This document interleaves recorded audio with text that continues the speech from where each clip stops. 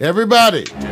And now, without further ado, it's Conspiracy Wednesday, and it's time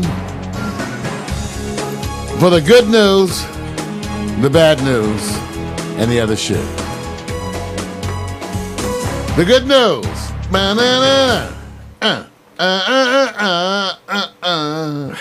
Hey, you guys, it's Conspiracy Wednesday, and everything is the good news, the bad news, the other shit. But Conspiracy Wednesday, we do it differently, right, Vic? Yes, sir. Because it's all about conspiracy. It's for the thinking folks who's not trying to be entertained. You've already got that already. Now we're in the thinking hour, maybe less than an hour, maybe half an hour. Well, that's the whole idea. We got two main things we're going to be talking about today. First of all, we got to get an update on the Occupy Wall Street. Yes. Because this is this big populist movement that's going on right now as citizens are taking to the streets to protest. Yeah. You know, doing sit-ins, a movement that has no leadership, which has been criticized by the media, but that's because it's a populist movement. It's many are calling it the American Arab Spring, just like what happened in much of the Middle East, where groups of individuals came together to finally take on the government and promote change. Well, people are saying that is maybe what's going on here in our own country, Vic. Yeah. Everybody's taking on the mantle, and I heard somebody actually say it's such a wonderful thing that people are now are ignited by the Wall Street, and we always say the flashpoint in any movement are the people. When the people are mobilized, and you know Wall Street has always gotten the knock, the corporate knock, and we just say it, go on to the next thing. It's always been a military intervention, terrorism, things of that nature. But now people are saying, guess what? It costs more money to go to school, which I can't pay back now, but the school is still asking for more money. So people are in college are being affected, and I'm still staggered by the numbers of people who are considered under the poor definition. 50 million people. Americans I can't imagine are broke. 50 that's million right. people are broke. In poverty. Yeah. In poverty, and that's what's happening, and that's part of the reason we think people are taken to the streets. Listen to what the media is saying. Well, what do the people want? Who's the leader? Why we can't find it? Because it's no leader. It's a group of people, different organizations coming together on a unified cause. That's why you can't go, just go invite them in for a sound bite. You can't. It's different people in different places doing it. Vic, let's take a look at this piece from Russia Television. Okay. That actually talks about one of the individuals, sort of tries to put a face on the people who are doing it. This is a piece about one of the activists, Her name is Katie Davison. Let's take a look. All right. They had some guts. They'd go down during the week and really protest when the bankers are around. But you know why? There's too many Lamborghinis in the street. They have now camped out near Wall Street for over 3 weeks. It's a joke. They just want to have a party. It's like their lame excuse at trying to have Burning Man or something, right? It's a joke. Accused of being chaotic, uneducated teenage hippies. In reality, it's the old and the young, and those in between who are out on the streets. All of the people here come from different walks of life, and while some of the media have tried to present them as a washed-out mass, every face of the revolution made a conscious choice to be here, backed by a personal story. Originally from Texas, 31-year-old Katie Davidson studied political science in college and is now a filmmaker volunteering at the camp's media center. Her family lived the American dream until the recession broke it. I just look at what happens in the world around me. It's like everyone I know is anxious, depressed, addicted to something, jobless, violent, and it's like those, to me, those elements of a broken society represent all the reasons why people are coming together and, trying to make this what it is. What this is to Katie and other occupiers is the beginning of a true revolution. I definitely feel like this is what I've been working towards my whole life, and now I have the opportunity to be part of something that, change the world for the better, and I'm so excited.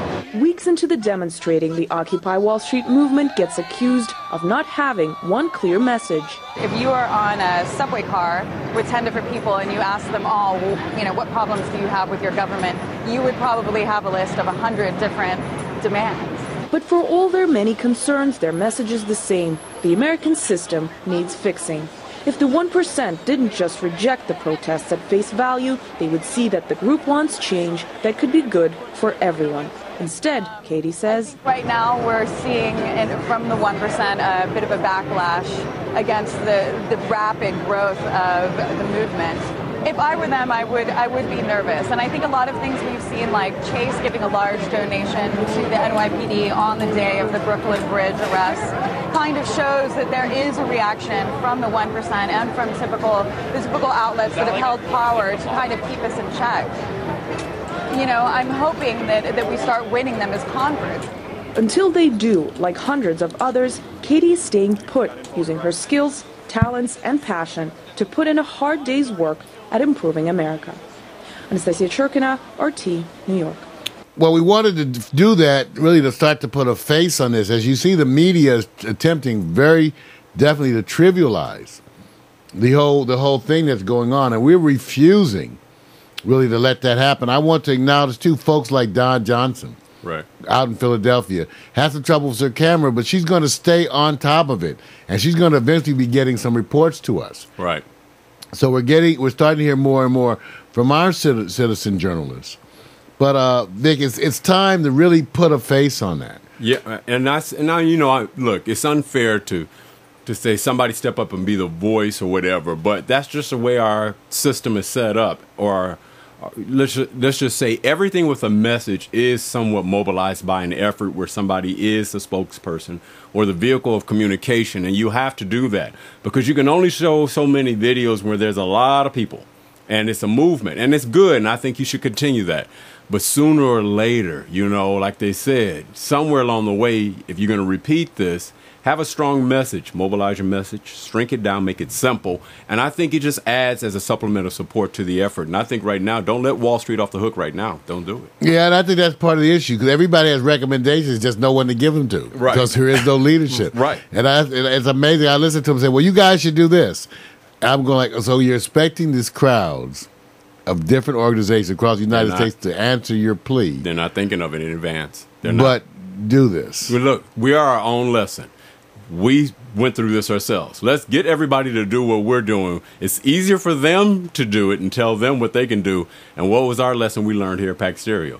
Just do it yourself. If you have a great suggestion, suggest yourself. Don't try to transfer it to somebody else. Well, part of the whole thing, too, Vic, has been why Wall Street? Yeah. Why banks? Yeah, I don't know. Let's take a look at this piece that talks about why the movement has identified the ones they have. Still up in arms about the situation they've been dumped into. The US is also witnessing angry moods right in the nation's financial hub. Hundreds have thrown their weight behind the latest demonstration. It's named Occupy Wall Street, and they're protesting against the huge influence and bad behavior of corporations and billionaires. RT's Anastasia Churkina was there. The protesters are here for a simple reason. They feel duped and defrauded by the system that let Wall Street greed kick off a financial meltdown that led to an economic collapse. 1 in 6 Americans are currently living in poverty. Bankers were held unaccountable, and it was the people who were left to suffer. This could be the skeleton of a revolution, the beginning of one, possibly. As high-profile activists and scholars started joining these crowds, it became harder for the media to ignore these demonstrations. It also became hard for most Americans to not take these crowds seriously as police brutality started to occur. Last weekend, over 80 protesters were arrested. Several women were surrounded by a police net and maced with pepper spray. But these protesters say they're willing to pay any price to get their voices heard.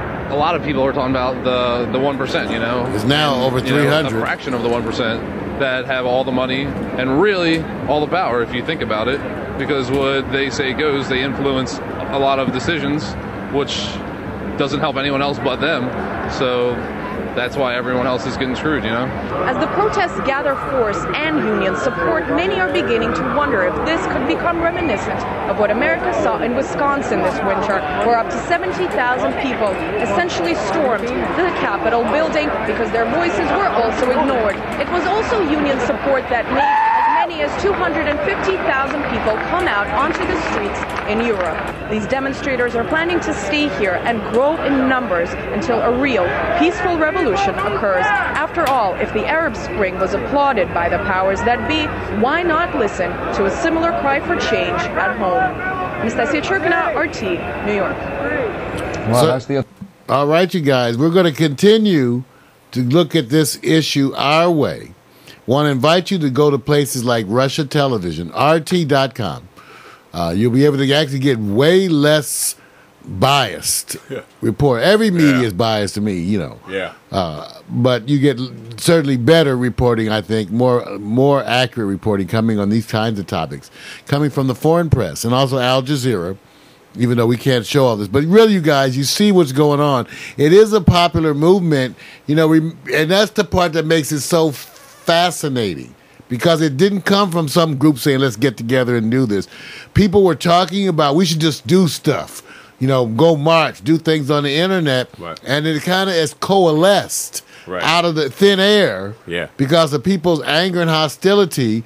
You see what's happening in terms of the president's job program. Remember I told you, $669 billion was spent on defense in 2010.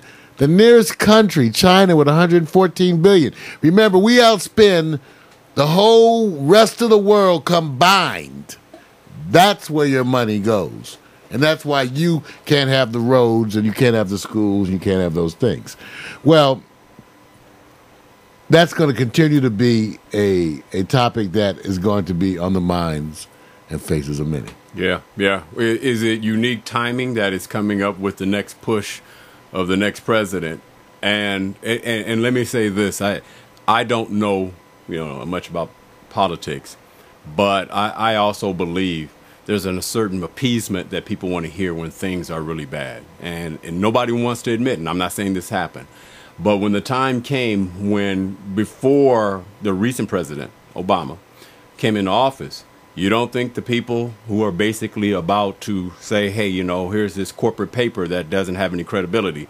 We're about to sit back and make sure our golden parachutes are in order. Everybody else is about to, the wind of the sail is coming. So the best thing to do is have somebody in the next position who can uplift you, make you believe, but doesn't necessarily deliver. And I'm not saying that's the case. I'm saying I think they think so far ahead of you that by the time you're ready to receive this new voice. And that new voice actually was telling you it's not going to be easy. But they can't tell you how long it's going to take to turn around a deficit. Well, no, and people have very strange views on this, you guys. Okay, let me give an example. And maybe I'm wrong in this, but people to me, the other day someone said to me, oh, I would hate to be the president.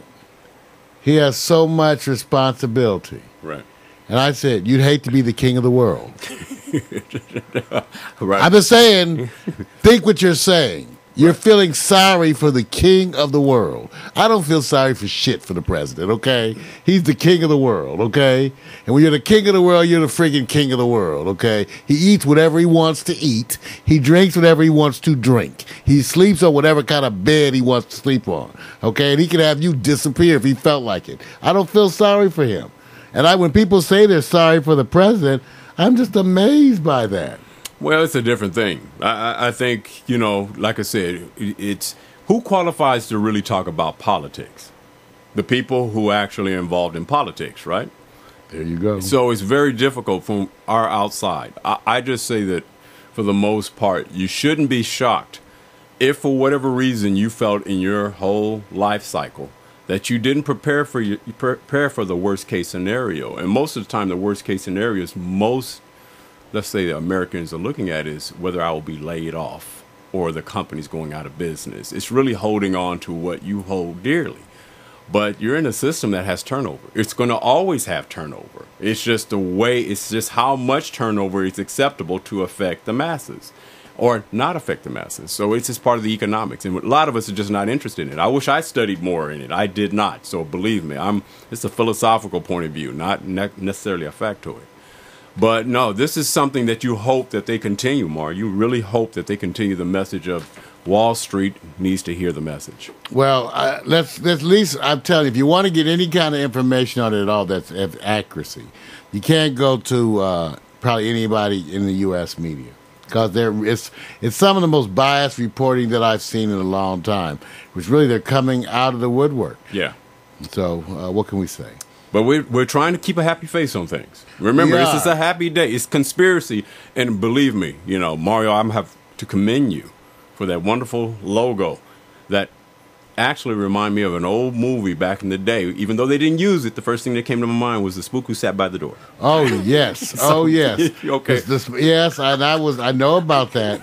Okay. My father invested in that movie, right? And for me to. So when you put that graphic up, which I think is a dope graphic, you caught me off guard. I thought you was about to send another message. No, we're going to go to this next, and I'm trying to get this piece. It's funny. I guess maybe every time I'm kind of having troubles with getting PMC's piece. Oh, yeah, still working it out, huh? No, I want to show it, but it's funny when I've been having trouble with the system this morning. Well, PMC already had to get out early. His threshold is 11:30 a.m. our time. So yeah. Let me cover this next story, then we'll try to get back to the PMC piece, and we'll see if we can find it. We'll take a look at the YouTube. First of all, we got to talk about this story too about the Feds, Justice Department, targeting medical marijuana dispensaries here in California. Oh my God. Lions and tigers and bears, oh my. That's right. Of all the things to pick on, marijuana, medical marijuana, I don't know if this is the time, you guys, but the Feds have given California dispensaries 45 days to shut down. Oh, yes. And then they say they're going to come in and shut them down themselves. So those of you got to make a run. Make a run to the dispensary and stock up for what may be a long, long war. Yes. Man, you guys. So if they put their name on it, they're coming, right? Well, that's what it looks like. Let's see what some of the people. Stephen Gutwillig, who's the California Director of Drug Policy Alliance, he says, and I quote, "The Obama administration, in what seems to be a concerted effort across the state, is betraying the promise it originally made to leave patients and their caregivers alone. We think this is an outrageous expression of bad faith, bad policy, and bad politics." End of quote. What is no change? Once again, no change. So we wanted to find out what people are thinking about this. First, about the whole issue of medical marijuana and the fact that the federal government is coming into California. Now, I'm wondering, too, whether Jerry Brown ignores them. What happens? What can we do as a state to prevent this? But you're going to see this one work itself out in the press. So I don't know, you guys. Not sure, right? I don't know. So do you? It sure seems like there's other stuff that could be worth it. So do you believe that that there's going to be a political front on behalf of California to impede this, or they're just saying, "Hey, let me just do my due diligence, put my little soft stop, and then move out of the way"? What do you think is going to happen? No, I think there's going to be a backlash and a fight. Wow. Okay. I truly think it's going to be a backlash and a fight, and people are not going to take this lying down. I'm looking to see if there's anything even yet from folks that show what's happening, but I'll find out. Right. I'll find out. We have some friends in a dispensary that'll go unnamed. You know what? See, you're being kind. And so you're being kind. We're being kind. Yeah. All right, you guys. I'm trying to get PMC where the. It's hard, man. It's just hard. It's just. I got to show you all how to make it easy. Yeah, it's an easier way of doing it. We're trying. At least have patience with it. But at least you could set the story up a little bit of what you're trying to, because. Well, we've been having people post. We've asked for people to post commentaries, and one of the people who's been most active with us has been Philip Cuthbert, who's been posting videos, and he did a video commentary. I'm trying to locate it right now. Sometimes when you go get stuff off of Facebook, that was my mistake. I had planned to play it off of Facebook, and it didn't work. But that's okay. That's all right. PMC, he knows what's up. If not, we're going to still go after it. It's been about 2 weeks we've been trying to get this playback on it, right? Yeah. Yeah, it's hard. It's very difficult. That's all right, man. We may have to fold it over to next week. May have to fold it over to next week. Yeah. Till we get it clearly. Yeah. I don't know why we keep having the troubles. I guess because stuff shows up on Facebook and then it moves. And then I went to Phil's stuff. Does he have he has a YouTube profile? Yes, he does. Yes, he does. That's why I was saying, if it was there, it would make it easier. But like you said, it's a different way people are trying to post. I thought he put it up there. I did too. I did too, you know. But hey, in the meantime, at least the attempt. That's one thing too. When you guys can't find it through a regular search. Nope, you're not.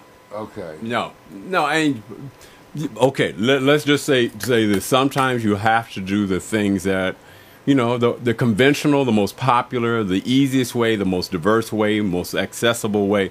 Sometimes, you know, Marius, is true. Sometimes people say, I only want it shown here, right at this point, right here only. We have people that go like, I want to show you the video. I'm going to put it on private. When I get on the show, I'll take it off private. No, I'll call somebody and say, take it off private when I'm on the show so we don't have anybody try to steal our product. So it happens. We'll see. Yeah. All right. Well, this next story really is about celebrities. And it's called Celebrities Say Fuck You to Famine. Oh, I knew this. That's right. A host of celebrities have joined the anti-poverty advocacy group, ONE, and they've launched a PSA campaign, Victor, that's all about the famine problem in Somalia. It has an all-star cast, including, let me read this back, George Clooney, right, Bono, Clive Owen, Jessica Alba, Ewan McGregor, New York Mayor Michael Bloomberg, Mike Huckabee, Colin Farrell, among others. And they say that famine is the real F word, the real obscenity. Oh, okay. And so that is the story. Let's take a look at that. Okay. I've been looking forward to this one because you brought this one up. Was it earlier this week or last week? When you introduced this, I couldn't wait to see this piece. I think it was last week. We put it off to this week. Yeah. Here we go. Sometimes, you know, again... Urban buffer. I'm just, you know, urban buffer. Not everything's cool in the 90008 region. It's a reason. And you know what works? It works better when you watch it up on YouTube. It does. Than when you watch it from some of these other sites. Yeah. Well, it's the part where we say, you know, it's on them where they put it at. You know, you trying to get the expanded window. See, I know what you're doing. I know what you want. Every time we play back stuff from YouTube now, it's a whole thing. It's new evolution.